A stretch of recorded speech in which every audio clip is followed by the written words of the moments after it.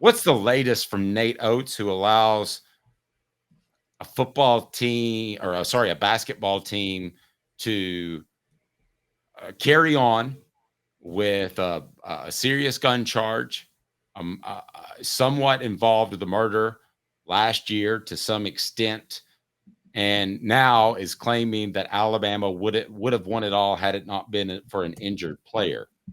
Tell me about the latest in Nate Oats, because I'm not a fan. Nate Oats was talking about Alabama's loss to Tennessee. And he said it was actually about a rematch with the Vols. And he said, we'll see if we can't get a rematch with Tennessee for a third time. That'd be great. And he talked about Latrell Wrightsell missing the Tennessee game in Tuscaloosa. And he said, quote, we needed him badly. And then he said he feels like they would have won the SEC regular season title had they had Latrell Wrightsell all season. Just for context, Latrell Wrightsell missed 4 games and then played 8 minutes of another one. They were 2-2 in the 4 games he missed, and 2-3 if you count that other game where he only played 8 minutes. Now, what Nate Oats just kind of conveniently left out, which was really funny to me, was that I didn't see him hesitating to hang an SEC regular season title banner last year when Tennessee lost to Zakai Ziegler for the season. I don't remember him doing that. Did he?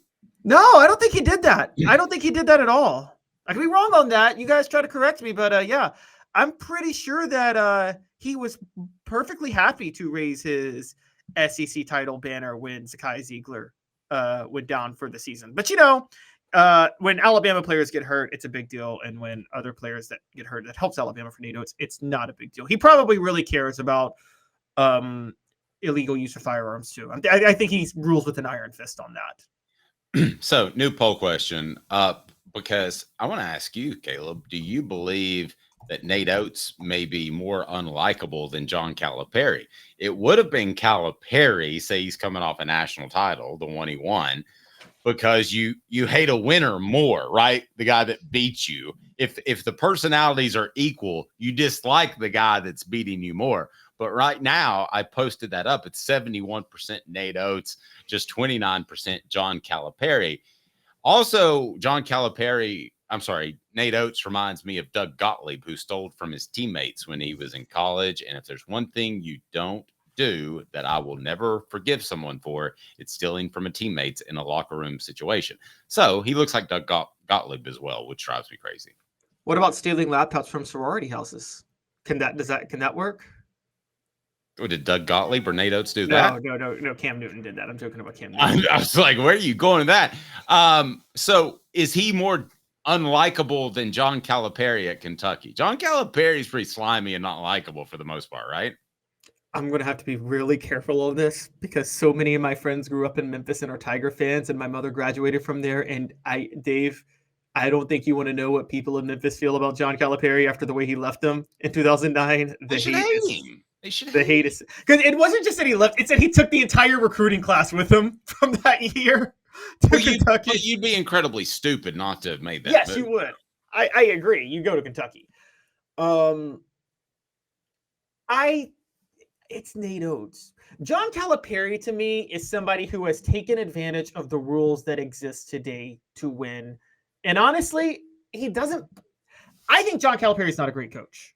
I'm just going to say it. And I used to, and I say that not just because of the one and dones and all of that. People always bring that up in the talent, but in game situations, I've seen him fail to close out too many games with big leads with 2 minutes left.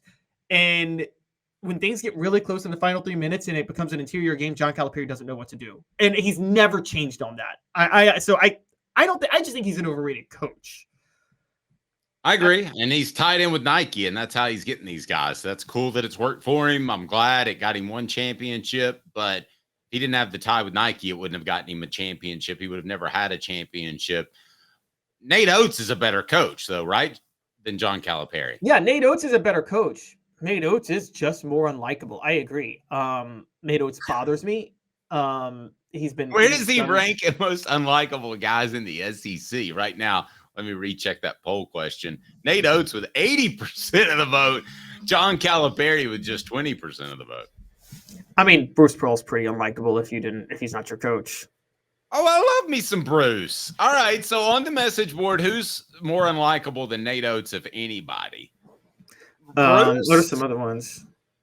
Oh wait, are we just doing basketball?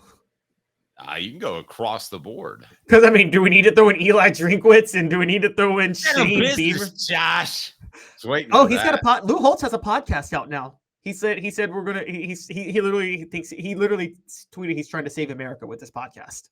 There was a point in that short that I wasn't really sure that if I was doing a impression of Eli Drinkwitz or Lou Holtz, when one started, when one didn't. Will Wade gets a vote. Well, he's not in Will the Wade is SEC no longer anymore. there though. Yeah, he's not in the SEC anymore. But that's an interesting vote out of left field. So my most unlikable would be Nate Oats, and it's Eli Drinkwitz. They're tied for number one in mine. So what would be your top three? And I can probably come up with a third here in just a little bit. Okay, my top three unlikable. Number one is Eli Drinkwitz. It's easily Eli Drinkwitz. I mean, he is the most annoying. He's a liar. We though we stand on business, but I didn't. My players wanted me to say that. No, shut up. Okay, I hate it when someone does something like that. So let's do this. Let's do most unlikable in both football and basketball. Okay, specifically. I'm already wrong. Eli Drinkwitz is number two. Pastor Hugh is number one. Pastor Hugh is absolutely number one. He's the worst human being to ever coach in sports. Okay, for a number of reasons, I can't argue with that. Yes, he's a horrifically evil, terrible human being, and Joe Paterno is right there with him too. And I'm not gonna respect the dead. Okay, Joe Paterno was a horrible person too. But if we stick in the SEC, is there anybody else that even comes into consideration? Because I mean, a lot of the guys that people.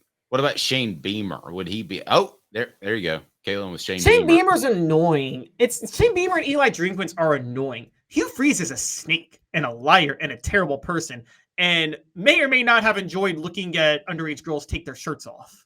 Okay, so yeah, but I will say this: Beamer and the whole trying to be young sort of thing and doing the whole dancing around and social media.